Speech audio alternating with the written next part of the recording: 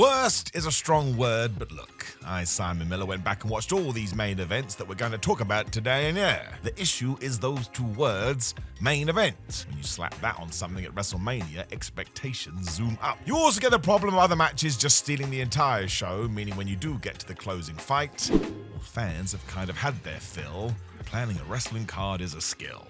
That rhymes, so it must be true. So what has fallen foul when it does come to this? Let us all find out. Number 9, WrestleMania 8. Sid Justice versus Hulk Hogan. This was just a catalogue of errors. Before we get to the main event though, let's go back to that point from the intro. On this show, you also get Roddy Piper versus Bret Hart, and a WWF title bout between Ric Flair and the Macho Man Randy Savage. Both are great even today. They do not age. As Sid and Hulk were going on last, and then WWF pulled the whole double main event to tell you that the world title was still important. I imagine Hogan had told whoever would listen he would close the event no matter what. It wasn't going to work for him, brother. Hulk and Justice did have a story in the sense they had fallen out of the Royal Rumble, but still, this didn't have the heat or legs to be the closure. And given what Hogan had done at the last pay-per-view, well, a few fans had decided he was the bad guy. These were the days when Hulkamania had started to wane. The closing stretch is just all over the place too, as Papa Shango missed his running cue, meaning Sid kicks out of the leg drop of doom, which was not part of the plan. Then the match sort of just ends for some reason, as the Ultimate Warrior returned to the company to get a big old WrestleMania pop. Thank goodness for that, because the match just wasn't it at all. The crowd decided this too, and when you watch it back now, the entire card is the wrong way round. Would have been better had this been a few matches back. It's a shame that Hogan never learned that. Number 8, WrestleMania 18. Chris Jericho versus Triple H. I saw an interview with Jericho the other day talking about this. Even he beforehand was saying, I don't think we should go on after The Rock and Hulk Hogan. Now, as for the worst match, well, that insinuates that this sucked, and it didn't. It's totally fine for what it is, but coming after one of the most iconic contests ever, and with that fan reaction, nobody stood a chance. They just sucked the win from both the game and Y2J. The word is Triple H pushed for it due to the championship, and yeah, there is sense to that, but there's also the exception to the rule. Nobody can defend this. We should have guessed what was going to happen earlier and just accepted it. If we're being honest, WrestleMania 18 is just odd all over the place. Steve Austin versus Scott Hall also suffers from this strange malaise, and you'll get DDP versus Christian on this. I love both these guys, but nobody ever talks about it. Even Ric Flair versus The Undertaker goes too long. Does that mean we can call this pay-per-view a one-match event then? A little bit. Yeah, it's totally wild. Number 7, WrestleMania 13. Sid versus The Undertaker. We're not doing this justice here, sorry, but he was very entertaining, just had a little bit of a bad Mania run. Once again, this was there thanks to the world title, but even before the classic we're going to talk about, this is just a little bit boring. I like big men slapping man meat, but it never really gets going at all and just kind of plods along with no jeopardy. Never get away with it today. On top of this, Stone Cold Steve Austin and Bret Hart were going to have what I consider the best WrestleMania match of all time. The face-heel switch is perfect, and from the opening bell to the submission win, no notes. 5 stars, 6.25 in the Tokyo Dome. I am still in love with it. Now again, is Taker versus Sid worse than Rocky Maivia versus the Sultan?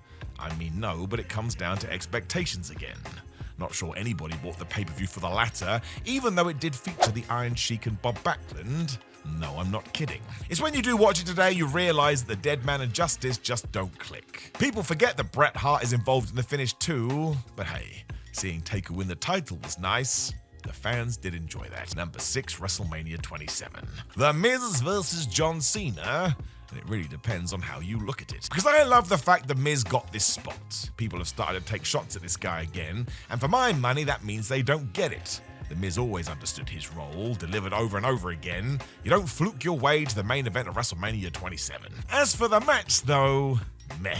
I mean, Miz gets concussed, which makes it even more difficult, but he also becomes the third wheel. It's soon all about Cena versus The Rock, as the Great One does deliver a rock bottom, which allows Miz to retain his WWE title. Sort of feels like an episode of Raw. I will not allow anyone to say this is worse than Jerry Lawler versus Michael Cole, however. That thing is painful to get through, even though Michael Cole is secretly a great heel.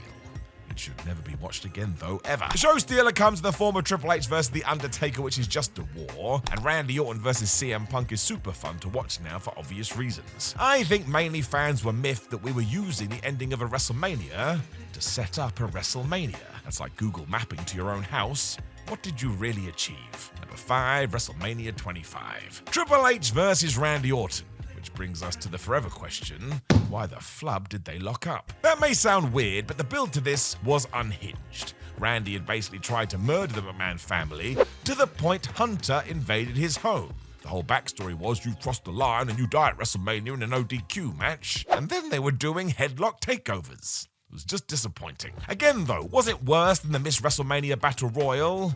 Well, depends how you look at it. That's so bad you could have the best time ever. You've never seen a match with so many mistakes. Of course, Mania 25 is the night of Undertaker versus Shawn Michaels, so can forget about the rest. This is widely regarded as one of the best WWE matches ever. You don't want to go after that. Other highlights were John Cena versus Big Show versus Edge, although that comes and goes quite fast. But I really do enjoy Chris Jericho versus the Legends. Seeing Ricky Steamboat roll back the years, lovely stuff. Ultimately then, the game versus the Viper was just too long.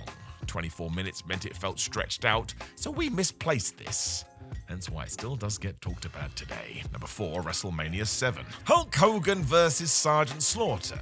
But the bad Sergeant Slaughter, he was now an Iraqi sympathizer.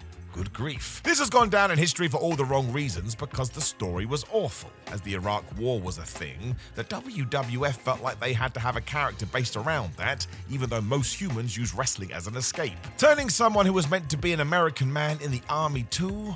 So poorly thought out. And sure, overall Mania 7 is not a good show, but even with pretty average matches like the Big Boss Man versus Mr. Perfect, the main event was embarrassing.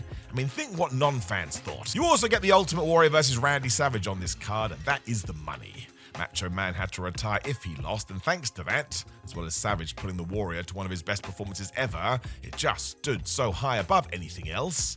It was excellent. It's all aged so poorly, and don't forget that WWF had to downscale the arena. This annoyed the fans so much. Dare I say, it was stupid. Number 3, WrestleMania 33. The Undertaker versus Roman Reigns. Even Taker has said this wasn't very good. Sums it up. While the dead man was struggling with injuries, I don't think this was all on him.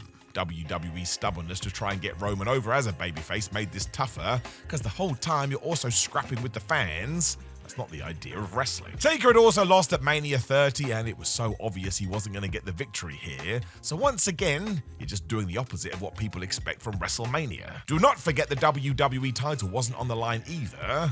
Aside from the apparent retirement of Mark Calloway, it didn't make any sense to put it here. Mania 33 also had some really high points, such as the return of the Hardys and the awesome 5-minute war between Brock Lesnar and Goldberg.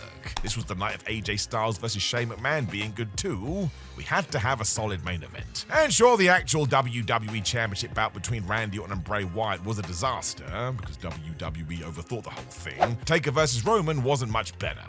It lacked that impact you need. Really, it was quite sad. Time had passed us by. Number 2, WrestleMania 34. Brock Lesnar versus Roman Reigns. They do have a decent match, but the thing is, we had seen this fight, I do believe, 56,589 times. We all just wanted to move on. There's also the fact that Mania 34 rules. Charlotte Flair versus Asuka had the wrong winner, but it is a hoot. Ronda Rousey's debut tag was near perfect, and even the Undertaker Cena match is hilarious. Cena gets his ass kicked in 3 minutes. You also get the proper return of Daniel Bryan, even if the match itself is dumb. Plus, I don't even care. Nicholas becoming the tag team champion, give me that nonsense. It meant we needed something big to finish things off, and yeah, Roman and Brock had that down during the fight when we got the worst ending. Lesnar won because WWE was scared that the crowd would turn on Reigns. Well, turn harder. That was the issue. We were still fighting the audience. It was so silly because it saw Mania 34 end with a whimper, and yeah, this is when Brock hurled the belt at Vince McMahon backstage because he knew this was dragging stuff out. It really took away from the whole show. That, though, my friends, is the power of a finish. You can tick all of the boxes, but if the lasting impression is nope, well, you go and get this. Number 1, WrestleMania 9. Yokozuna versus Hulk Hogan. Just utter trash. I mean, this is regarded as one of the worst Mania decisions ever, so forget everything else. Hulk coming to the ring after Bret Hart had lost to demand a title bout, and then win. Awful. Poor Yoko as well. Thank goodness he was awesome. Hogan could have ruined all of this. It's even worse because, of course, this was all due to Hulk's ego. Nobody else would have gotten away with it. And Bret got caught up in it as well. He looked ridiculous through no fault of his own. Should have told Hogan to flub off. The proper main event, for lack of a better term, also lasts 30 seconds. And you know what makes it worse? WrestleMania 9 sucks. Like, it's so bad mostly, and somehow this takes the cake. It's anti-WrestleMania, whatever that means, and we should never do it again. Don't make plans up on the fly, for goodness sake. Why did this happen in the first place? As you can probably tell by my voice, it still makes me pretty damn mad. But we shouldn't let it, because wrestling is there to entertain us. So instead, please do like the video, share the video, and subscribe. Click the video on the screen to get even more content. But otherwise, just have a terrific day, and I will speak to you again soon.